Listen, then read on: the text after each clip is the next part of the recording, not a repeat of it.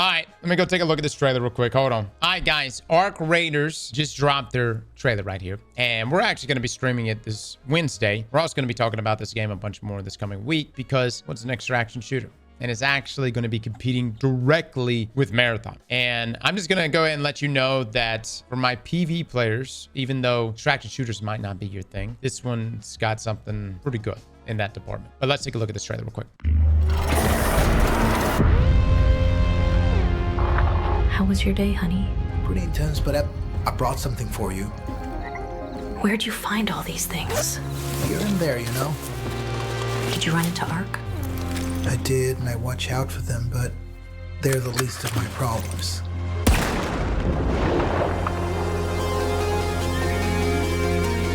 All the raiders I've met say the same thing. You cannot control what happens up there.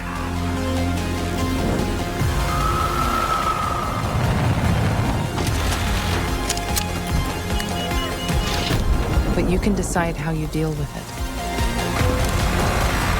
Hey, Raider!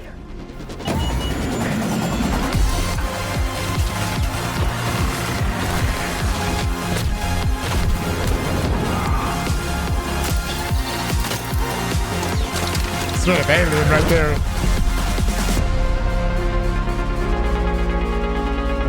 God, dog man. Where'd you get that jacket? I'd kill for that. All Raiders, we have Ark on screen. All right, so if you're wondering who Embark Studios are, The Finals is another game they made. Very good PvP game. One of my favorite PvP games. And I know some people are going to bring up the fact that maybe they're not doing that great in terms of the Steam charts. But for what it was and what it is, it's one of the most unique arena shooters I've ever played. The fact that you can approach objectives differently every single time because everything can be demolished. You've got an objective that's 2 stories above you. You want to chop out the whole building, you can. What I'm trying to say with this is that these guys know how to make a good PvP game. Yes, it's a third-person shooter, but the things you heard about like Marathon's gonna have, like we've heard of like raid-like mechanics, right? You know, are there going to be things that are going to make the world evolve? They say that there's going to be some evolving that occurs season to season. And then you've heard of things like bosses, potential bosses. Could we perhaps get a map down the road inside of Marathon where we have a boss? Well, at least at the time of the alpha here, guys, we haven't run up against anything like that, right? It's very much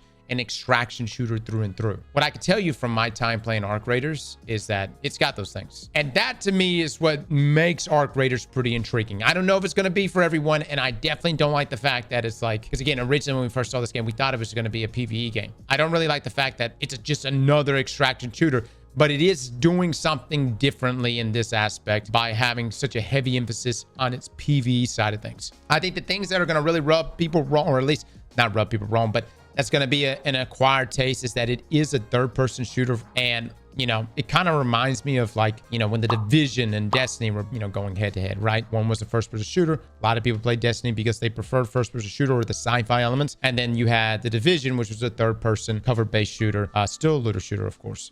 If I recall correctly, this was a PvE game that was pivoted into extraction. We speculated that it was a PvE game. The devs stated this was always the direction they wanted to go, but I don't know. We thought it was going to be a PvE only game, but you know, who knows? Who knows? Maybe it was, maybe it wasn't. What I'm asking you guys, do you think, and man, dude, it's not even just Arc Raiders. Marathon's got so much competition from so many different angles, right? From the already established extraction shooters. But let's just say, all right, these two games, if they go head to head, because it is interesting that the playtest we're going to be playing this Wednesday happens to coincide with the alpha that's happening with Marathon.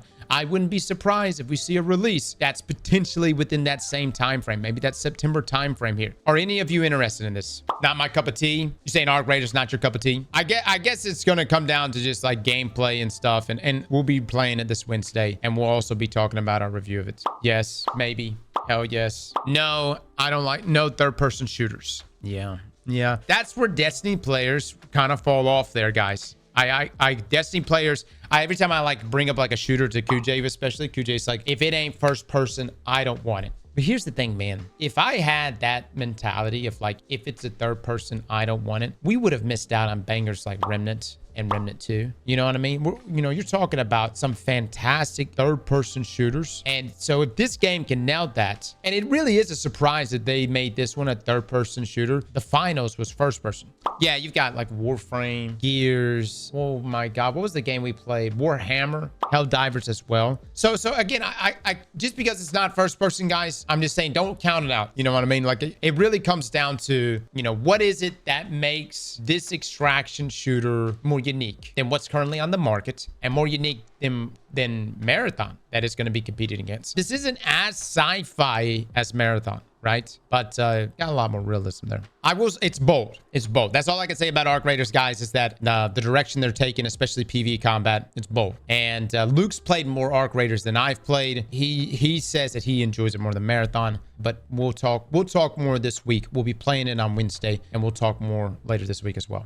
What's the release price? I'm not sure. I'm not sure what the release price, and that's an important question to ask, because I think a huge barrier right now for Bungie is, of course, the $40 price tag. Keep in mind, though, like just about every other extraction shooter, you have to pay to play, outside of maybe like Delta, but many you do have to actually pay. And like Tarkov has some like crazy prices on theirs. Granted, they're the first, or one of the first. Are we gonna get Luke's thoughts in the review video? Yes. The finals so good, it's surprised it was free. Yes, that's true. The finals is free, right? God, that's crazy. If Embark Studios rolls this game out and this game ends up being free as well, that's wild. The finals really is a good PvP game, guys. I think just people, unfortunately, are not that crazy about arena shooters anymore. I personally love them, and I had a great time playing the finals, and I love just the tournament style and dynamic of it. But the fact that they made that game and it was free, oh my God. This game, if they end up making this game and it's free and it releases in September as well, alongside Marathon, I don't know, man. It's going to be interesting to see how this plays out, man. And here's the thing. It's just like, in this situation, Bungie may have to go, all right, maybe we do change up our monetization plan with this. Arc Raiders is $40. Is that confirmed? Arc Raiders is $40. I'm sorry, Cross. I love Destiny 2, but I truly think Marathon is about to be the next Concord. Dude, you guys could be right. Look, you know what I'm saying? Like, I've been wrong in the past. Some games we've called and said they were going to bomb. Other games we didn't think they were going to, I don't know. It just depends. Like, I would say for Marathon to be the next Concord, guys, you got to understand, dude. You know how many bad things have to happen? You know how terrible things would have to go? Catastrophic. I mean, it would have to be like 12 wrong moves all made consecutively, one after another, with each move being worse than the last. You would have to, I mean, even in its current state, it would still do better than Concord. Concord shut down in 2 weeks, guys. 2 weeks. And then they refunded. Marathon would be relevant in 2018, not now. We'll see, guys. We'll see. A lot of people are going to say the same thing about, Arc Raiders, because they're going to be like, oh, another extraction shooter. And the same whenever we played Exoborn. I'm just so surprised that Embark has went this crazy with the PvE side of things, which makes us wonder, is there going to be a standalone PvE game mode? That's interesting. I don't know. You do that though, you're now catching that Helldiver player base and the Destiny player base, potentially Warframe. When can we play it? Wednesday. We will be playing this Wednesday. So if you're interested in the game, we'll be playing it. The finals flopped, guys. Dude, the finals did not flop, fellas. I don't understand. Like, you got to understand, just because a game isn't hitting at fucking hundreds of thousands of players, the finals is still pulling decent enough numbers. And it pulled fantastic numbers in its first like 2-3 months. And like, it blows my mind. It's like, even a game, if a game has like 10-15,000 players concurrent, you realize how many game developers would be so fucking proud. The only reason why we get these numbers in our head where it's like, no, it's got to do hundreds of thousands, maybe up to 1 million. Guys could be the next CSGO or the next PUBG. Look, not every studio is bloated to hell and back. Some studios are modest, and some studios actually make a game within a reasonable budget, and they would be very happy with 10,000 players concurrent. Super happy with that. Finals at 13,000 players on Steam right now. Yeah, that's still great, man. That's fantastic. And Embark's probably still very pleased with that. Slap that like button like your mama told you right.